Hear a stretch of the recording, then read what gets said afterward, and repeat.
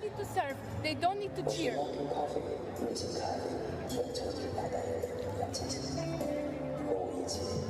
No one's talking to you. She's talking to me, okay? I haven't started. Your team is chanting. I'm too old for these mind games, okay? Belinda Bencic was serving and up a set. For command of the game. She had momentum. She was experienced. She had everything is going well for her. Next, she chose to make accusations against Coco Gauff and her group that engages in mental games. Instructed them to quit talking.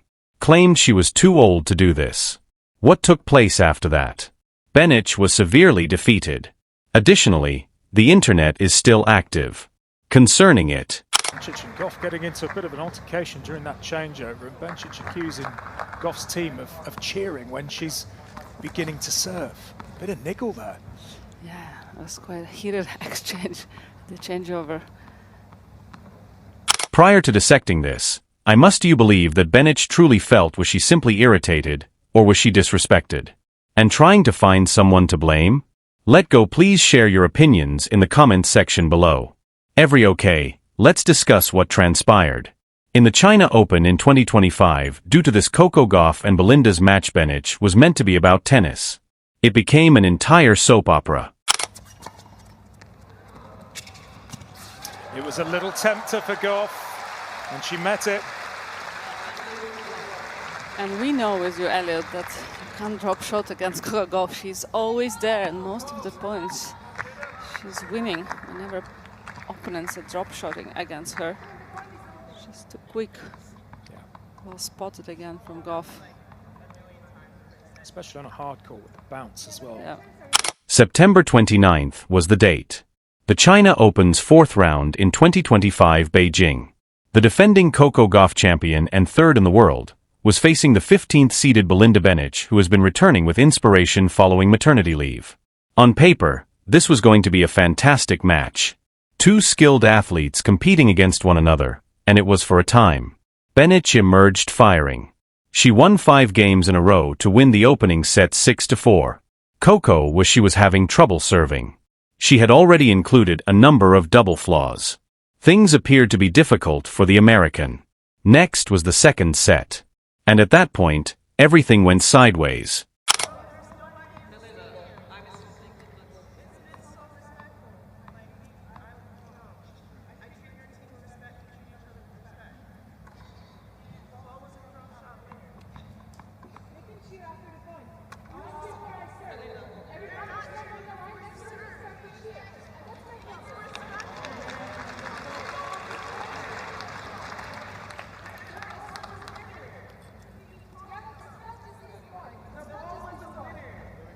Not sure what is complained about from Bencic. Probably from the reaction after the point, I think, from Gauff's box or the fans. In the second set, at 2-3, Bencic was serving. She remained angry. She was in a favorable position. She only needed to maintain the pressure and hold serve.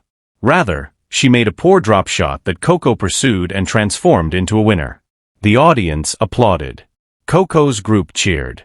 Bencic also lost her mentality. She began pointing at Coco's player box, instructing them to keep silent, claiming that they were applauding before she served. She likened them to children under 12. Tennis players. Next, she stated something that was widely reported in the media. She ordered Coco's group to stop talking. Now, this is the problem. The stadium was almost completely empty. There was hardly anyone present. Thus, each sound was enhanced. Each applause reverberated. You could hear the players from both teams cheering them on. Obviously. Coco's reply, "The stadium is empty. It has been so courteous." At that point, Bencic exacerbated it even further. She brought her the chair umpire began to get complaints, claiming that Coco's group was being disruptive, that they were applauding as she prepared to serve. She uttered, "Once the point is made, it's not issue. I don't mind. However, when I'm ready to serve," they headed to the queue. Coco attempted to say, "Don't need to cheer." Something. Made an effort to protect her team and Bencic yelled at her. "Nobody is speaking to you. She is conversing with me. All right, I have not yet begun. Your group is conversing. Please, I'm too old for these mental games. Too old to play mind games. That's what she stated to a 21-year-old who was only attempting to play tennis. Come on. But it's interesting from Bencic to go on about it when she's on the move, she's on the run, she's set and 4-3 up, and she's having a bit of a momentum to just not kind of leave it. And the video instantly went viral. Individuals couldn't accept what they were observing. An Olympic gold medal from 28 years ago, a medalist informing a Grand Slam winner that she is too old to be here. Losing. You are aware of what Coco stated in reply. Some reports state that she gave her the ideal clapback. The mind games are being played by you. Mic drops. However, this is where remorse enters the picture. Due to right after this entire conflict, Bencic was able to break the serve from Coco. She went from 4-3. For an instant, it appeared to be her outburst had succeeded, as if she'd entered Coco's mind. Coco also acknowledged this during her news conference. She stated immediately following that, I was irritated by 3 doubles. 3-2 mistakes in a single game. That's how she was shaken. However, something moved. Coco claimed to have just told, all right, I don't want to lose, she said. After this point, she gave in. Down. She concentrated and turned her turning annoyance into gasoline. In the meanwhile, Bencic continued to complain. She continued to visit the chair umpire. She continued to allow that she is always thinking about the situation. Moreover, while she was occupied with her anger, Coco was actively gaining points. The second set was to a tiebreaker. Coco prevailed 7-4. After that tiebreaker, Bencic was so irritated that she broke her racket on the floor. Simply tossed it down out of sheer fury.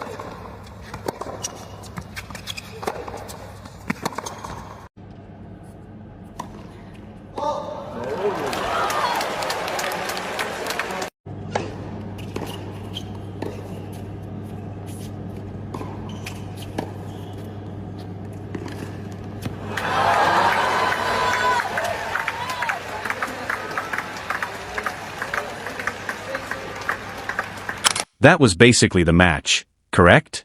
There. Mentally, Bencic was finished. It wasn't even competitive in the third set.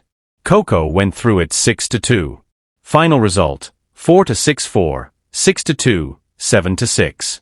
From having a set with all the energy in the planet, Bencic was able to lose the game by picking a fight that wasn't necessary.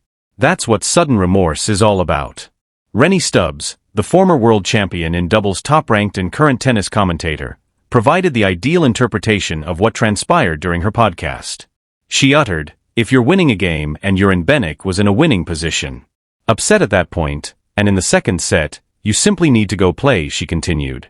You should avoid adding fuel to someone's fire, especially someone like Coco, to encourage her to fight in combat, as she did in that second set. That's just what Bencic started a fire beneath Coco.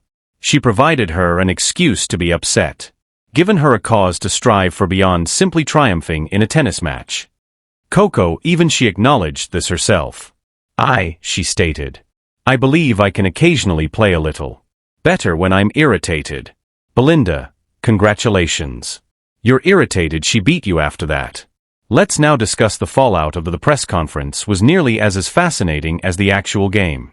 When Coco took a seat with the media, described what transpired with her viewpoint. She claimed that she didn't truly pay attention to whatever Bencic stated throughout the game. Her group had to inform her later. Yes, I did know her. Spoke to my team, but I didn't know precisely what. Coco clarified, she told me to shut up. I didn't hear it, thus I'm limited to using what they said. She went on, I suppose their applause infuriated her. For you hear me because the stadium is quiet. Both sides. Coco then clarified that she would not overlook this completely. I was telling her, she added, to show consideration. I've been kind to off-court with her team. We have been cordial with one another. That simply didn't sit well with me. Remark directed at my team. Observe how she was calm. She didn't get aggressive. She didn't disparage Bencic. She simply outlined the facts. She claimed that she didn't enjoy the remark, but she also admitted that they had moved on after that. After that, we went on. I haven't talked to her ever since. She has the right to how she felt, and I have the right to reply. That's maturity. That's managing a circumstance such as an expert. She is 21 years old, and she is more adept at managing drama than most people who are twice her age. However, this is the section that truly demonstrated Coco's personality. Despite everything, she continued to regard Bencic as a participant. Clearly, I have a lot of regard for Belinda. She is a fantastic player returning and doing admirably tennis as a mother. Of course, I hope today didn't occur, but it is what it is. She hoped it hadn't occurred. She's not gone. Here, we are honoring the drama. She's not attempting to incite conflict or rivalry for clicks on social media. All she wants is to go and play tennis. That's the distinction between an individual who is devoted on triumphing and someone who received preoccupied with their own annoyance. Let's now examine how the tennis world and the followers responded to of social. This caused the media to go completely berserk. If she didn't complain, I can't believe she wouldn't have won this match. With her. She ought to have prevailed. Here, another remarked, she continued to losing this game. By the way, if you've complained to the chair umpire. The mental war is already lost. This is crazy, someone else said. It's never been this serious. Were some supporters of Bencic's annoyance. They said that Coco's group was being excessively loud and that it's acceptable to be displeased with the noise during your service motion. Tennis is meant to be a calm sport. The audience is expected to show respect for the server. That's reasonable. However, this is the rebuttal. The stadium was deserted. Very few people were present. Both teams were supporting their athletes. Hearing Coco's team allows you to hear your own team as well. It's not like a sizable partisan crowd was present, especially attempting to confuse Bencic. Furthermore, even if the way Bencic cheered was irritating, handled it made the situation worse. Telling the team of your opponent to stop talking is not the action. A 21-year-old is accused of engaging in mental games, while you're the person who is clearly shaken is not the make a move. You are aware of what the relocate? Winning the game. Considering all of that annoyance and directing it into your tennis. Champions do just that. That's Coco's actions after Bencic entered her head. In relation to champions, this victory had more significant effects on Coco than only making it to the quarterfinals. With this triumph, Coco formally won a berth in the WTA Finals in 2025. That is the tournament that concludes the season, showcasing the world's top players. It's very important, and she won it by winning a game that could have moved in the opposite direction. Additionally, she extended her 9-game victory streak in Beijing consecutive games. Her overall performance is currently 13 victories at the China Open and only 1 defeat. She is essentially incomparable there. During the quarterfinals, she was scheduled to take on German Eva Leis. He had just made McCartney Kessler angry. Moreover, Coco's strategy going into that game put tennis first, not drama. Regarding the loss hurts Bencic, but it's a part of her continuous tale of recovery. She provided Bella, her daughter, was born in April 2024 and went back on the tour with the intention of to demonstrate that she still deserves to be at the top. To be honest, taking a break from the world number 3 and fighting like that demonstrates her continued skill. However, the contest will be educational. The mental game can occasionally be just as significant as the actual game. Additionally, Bencic allowed her feelings to run wild today. The better of her. The tennis community has been discussing this occurrence continuously. The more significant query is regarding coaching and support groups in general. To what extent should they be permitted to during games? The WTA has relaxed guidelines for coaching in the last few years. Participants can now get guidance from their coaches throughout transitions and in between sets. It's a component of an attempt to make the sport more strategic and captivating, but there is still a secret code regarding etiquette. You shouldn't shout stuff at some points. You're not intended to divert the other player's attention. Where is the cue, I wonder?